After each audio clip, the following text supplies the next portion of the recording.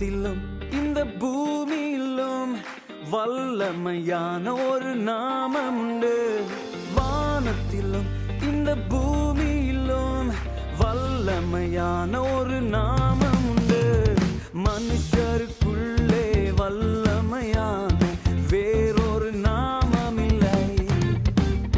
மனுஷருக்குள்ளே வல்லமையான வேறொரு நாமம் இல்லை. அவர் நாமம் இயேசு கிறிஸ்து. அவர் நாமம் இயேசு கிறிஸ்து. அவர் நாமம் இயேசு கிறிஸ்து. அவர் நாமம் இயேசு கிறிஸ்து. அவர் நாமத்தில் மன்னிப்பு உண்டு. அவர் நாமத்தில் ரட்சிப்பு உண்டு. அவர் நாமத்தில் மன்னிப்பு உண்டு. அவர் நாமத்தில்